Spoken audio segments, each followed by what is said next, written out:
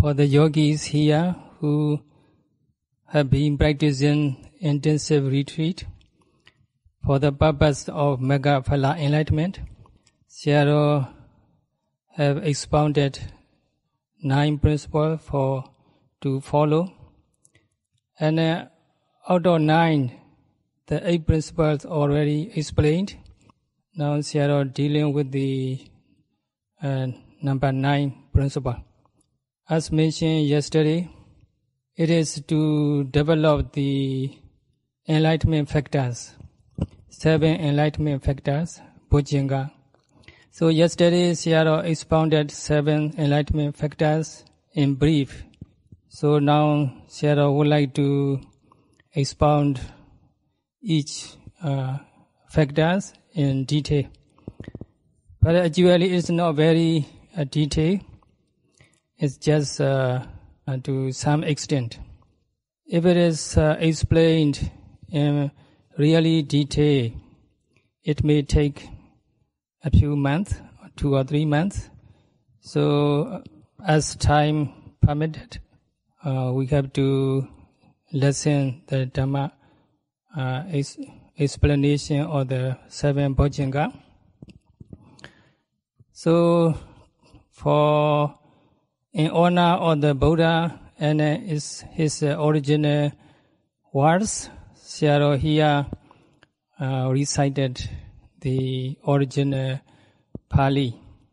Sandawa Ajadan Sati Sambojjango Ati Me Sandawa Ajadan Sati Sambojjango, and so on.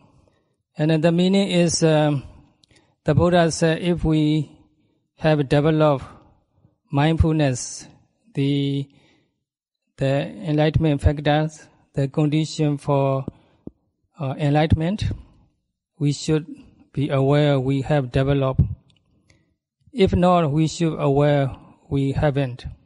And also the Buddha said, if we have not yet developed the mindfulness, and then we should develop it. If we have already developed to some extent, we should develop further. So that's a brief translation of the original Pali text. So to develop the mindfulness or to develop or to make further development, the one important factor is we have to make the strong resolution to develop the continuous mindfulness. That is called Yoniso Manasikara, correct mindset.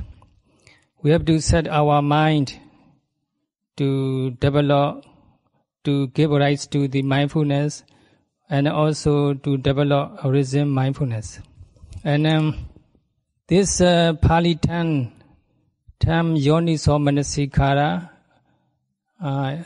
is explained in 2 ways according to the Pali Canon and according to the commentary as well. So mindset is explained in 2 ways. So when we can fully develop the mindfulness is a question. Then the Buddha answer, we can fully develop only when we are fully enlightened at heart.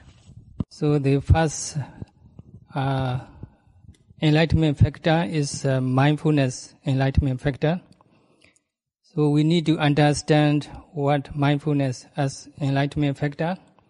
So first of all, we have to understand in terms of 3 characteristics and manifestation and function and manifestation of the mindfulness.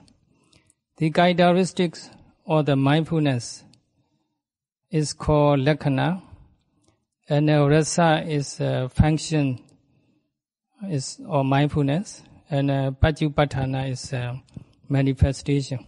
So what the characteristic of the mindfulness? In Pali, Apilapana Lakkhana is the mindfulness that can observe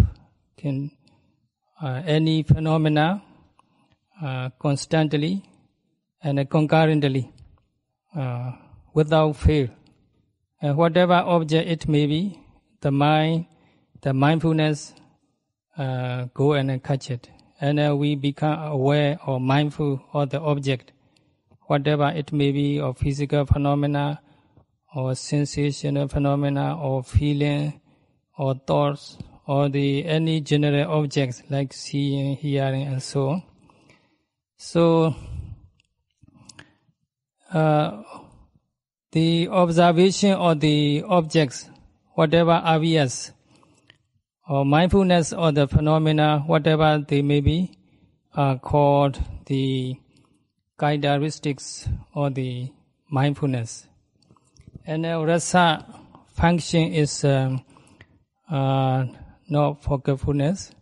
Whatever object occurs, they not forget to observe. And also we see the mental and physical phenomena arising and passing away. So we become aware of the phenomena and their appearance and disappearance. So this kind of awareness is the function of the mindfulness. And it manifests itself to a meditator as the productive mental state. It is the mindfulness, it come, go and pick up any objects obvious to us. It's like a bird picking up the fish coming out of a narrow place. So in the same way, whatever phenomena are present, the mindfulness catch it. It's like the protective phenomena or the mental protection from defilements. So it is how it manifests to a meditator. So if we see our mindfulness is that strong, and we can observe whatever obvious, and we can see, we can become aware of the mental and physical phenomena in the present moment, and see them arising and passing away, then we should be happy. We have developed mindfulness as awakening factor or enlightenment factor.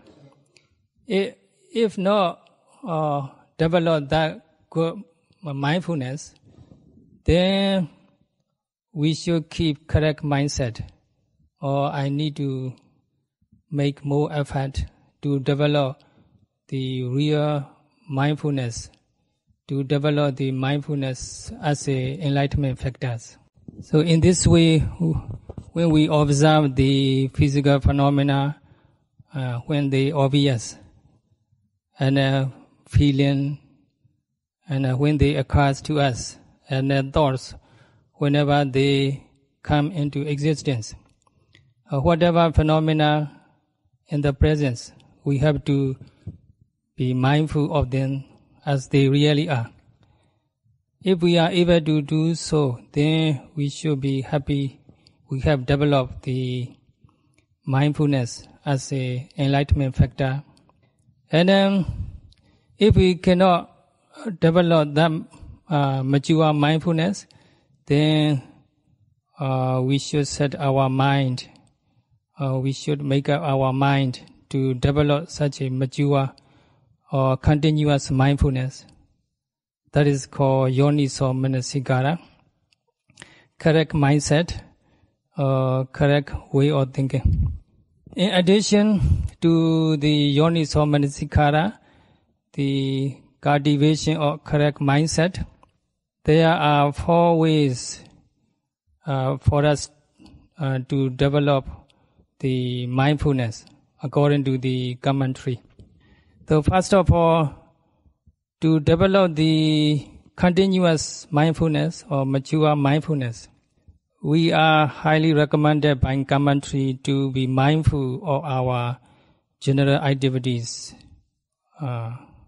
We should be aware of our general activities with a clear comprehension, like the bending of our limbs or stretching, or sitting, standing, and changing our clothing, eating, drinking, or whatever activity we do in daily life, we should do mindfully with a clear comprehension. So that's the first way we should follow to develop the mature continuous mindfulness as a enlightenment factors. And then number 2 way is resolution. We should make strong resolution to develop continuous mindfulness. And then number 3 is Mota Sati Pokala Parivajjanata, to avoid the people who has no mindfulness or mindless people. And then number 4 is we should associate with the mindful people. Some yogi, they are very mindful. They are always mindful, noting every activity they do, going, sitting, standing, or doing any activity, eating, drinking, or whatever. They note all mental and physical actions with a clear comprehension. That kind of person is the good person for us to associate with or to follow their way. So, in this way, to develop the continuous mindfulness, we can follow these 4 ways according to the commentary. So, number 2 enlightenment factor is Dhamma Vicaya. So, with regard to Dhamma Vicaya, there are many things to explain. So, Sayadaw will no longer recite original Pali, and instead Sayadaw will recite the poems composed by late Venerable Mahasi Sayadaw. So here Paliwa Dhamma Vicaya, 2 words. Dhamma means mental and physical phenomena. Vicaya means discernment or the investigation. So Dhamma Vicaya means discernment of mental and physical phenomena. So when we observe according to the Mahasi Sayadaw guidance, we observe rising, falling, or the abdomen as a whole object. Then we can see the physical phenomena involved in the rising, falling, arise and pass away.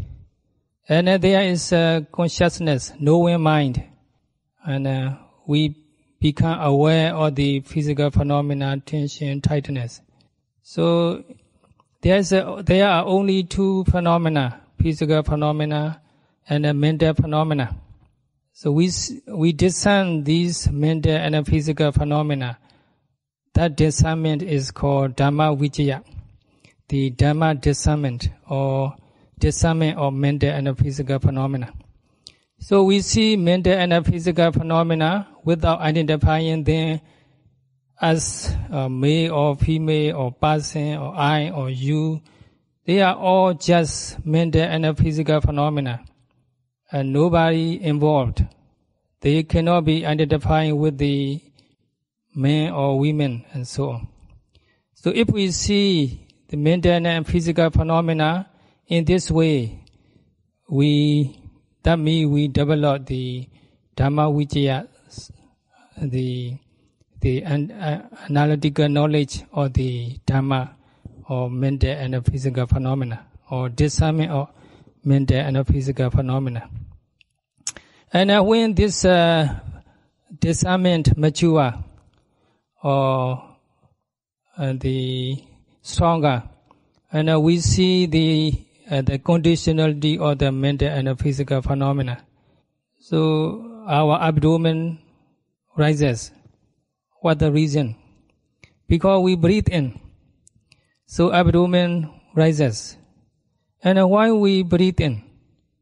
Because we want to. It's a physical need.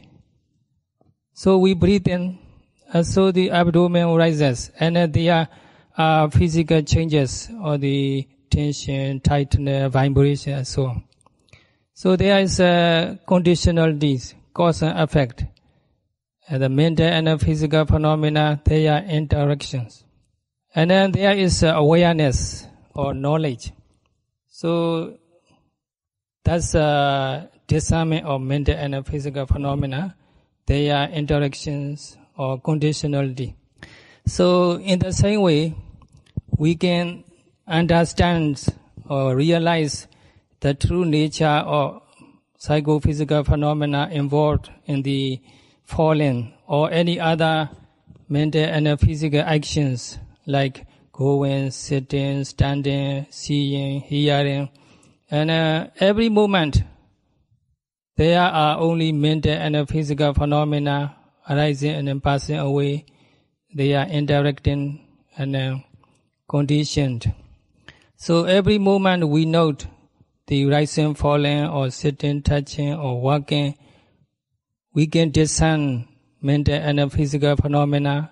They are conditionalities and interactions.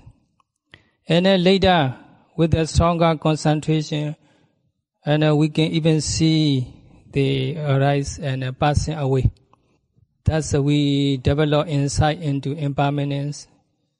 So all phenomena are tortured by the impermanence. So they are all dukkha, suffering. And then they arise and pass away on their own accord. We cannot control them. So they are anatta, non-self. So in this way we can realize the mental and physical phenomena. What is called Dhamma here. We realize Dhamma, mental and physical phenomena, in terms of their characteristics, conditionalities, and changes or impermanence, so on. So we can see mental and physical phenomena, but we won't find any person, human being or Deva or Brahma. Nobody is there. They are all psychophysical phenomena. Nobody create, just a process and conditionality and changes. That's a continuous process. Nobody create. There's no Brahma or creator or nothing.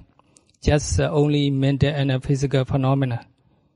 So we discern these mental and physical phenomena in this way. That is Dhamma Vicaya Sambhocanga, the analytical knowledge of the Dhamma, or mind and body, or the discernment of mind and body. So the rising, falling of the abdomen, we observe it, and then there is a mental and physical phenomena arise and pass away. And then later, with the mature mindfulness, we can even see the passing away rather than the horizon. We see everything passing away, disappear. We may not even see horizon. So in this way, we feel disenchanted from these torturous cycle or the phenomena. That's how we experience the cessation of attachment, nibbana. So these enlightenment factors are very important for yogis. As a beginners, maybe they don't able to appreciate what enlightenment factors means. But when your practice become mature, Sayadaw believe we will be able to appreciate how important these enlightenment factors are. So if we know we have not yet developed these enlightenment factor, and we have to try our best to develop it. If we find something divide, and we should fill up, and something not perfect, and we should make make it perfect. So, if we have not developed Dhamma Vicaya Sambojjhanga, the discernment of mental and physical phenomena, then we should try our best to develop it. So in this case, the correct mindset is very important. Through the correct mindset, we can overcome origin unwholesome state, origin evil. And then through the correct mindfulness, we can develop the origin wholesomeness, and we can prevent origin unwholesomeness from coming again. So, Yoniso Manasikara, the correct mindset, right mindset, is very important. So here in this case of the enlightenment factor, the resolution to develop the enlightenment factor is correct mindset, Yoniso Manasikara. So according to the commentary, in addition to the correct mindset, there are 7 ways to follow for us to develop the discernment of mental and physical phenomena. First of all, discussion. We should ask question if we don't understand. And what's the purpose of the practice, what our mind and body are, something like this. So tomorrow, Sunday, we have question and answer section. So if you have anything unclear, you can come and ask. You don't need to be shy. And that's the first way, according to the commentary, to follow for the development of the Dhamma Vicaya Sambojjhanga, the discernment of mental and physical phenomena. And the second way is personal hygiene, cleanliness. We have to keep personal hygiene. And if we, for example, if we have the constipation, we have to clean our bowel. And if our fingernails and toenails are long, we should have them cut. And if our beard and mustache for male yogis, they should shave regularly. They are kind of the obstacle to the concentration. So we need to keep the personal hygiene, cutting our nail and shaving the mustache and beards. And also we should wash our clothing clean, and our room and meditation hall and something like this. Everything should be clean and tidy. So these are number 2 factors, personal hygiene, to develop the Dhamma Vicaya Sambojjhanga. And Sayadaw used to study many years in the very famous the Pali Institute, Mahagandhayo, in Upper Burma. So that monastery, under the guidance of the highly learned Sayadawji, all monks are required to clean 3 times every day. The monastery is always clean and neat and tidy. So the reason is if everything neat and tidy and clean, that's a good condition for wisdom to develop, knowledge to develop.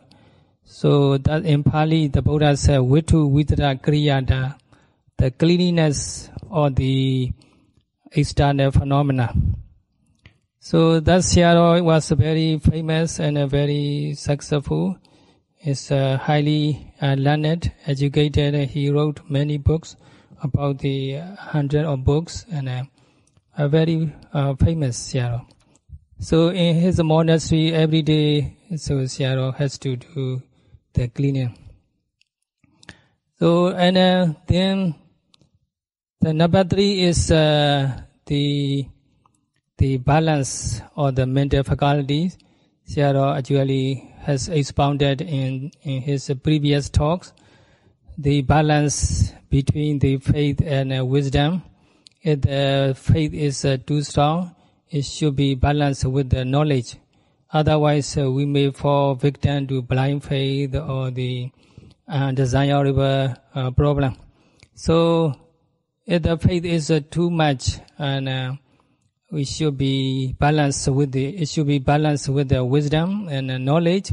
If the knowledge or reasoning is too much, it should be balanced with the faith, factual faith. So in this case, the mindfulness is the important factors. And in the same way, the concentration and effort, if we make too much effort, and if we are overactive, and then the mind will be agitated. And if the samadhi concentration is strong, and the mind is very relaxing, and we may be sleepy and lazy. So samadhi, concentration, and viriya, they two should be balanced.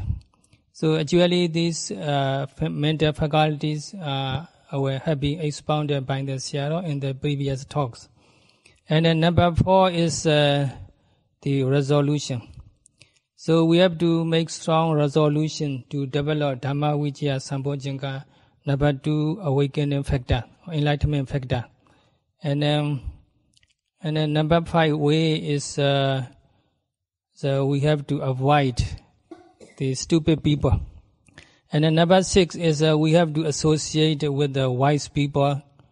Number 7 is we have to analyze the profound level of the mental and physical phenomena, like we need to understand what's our mind and the body. We need to study and analyze and 12 sense bases, 80 elements, 4 noble truths, something like this. These things are very profound, but we should try our best to understand. This is number 7. So in this way, there are 7 ways for us to develop Dhamma Vicaya Sambojjhanga, the second awakening factors. So all mental and physical phenomena belong to the teachers and yogis, or all the living beings on earth. They are all arising and passing away. So they are all suffering, dukkha, and attachment to them is the cause of suffering. Cessation of that attachment is nibbana. The development of continuous mindfulness is a correct path leading to that nibbana. So in conclusion, Sayadaw wish, may you all be able to develop continuous mindfulness and be enlightened sooner. That's all for today. Sadhu.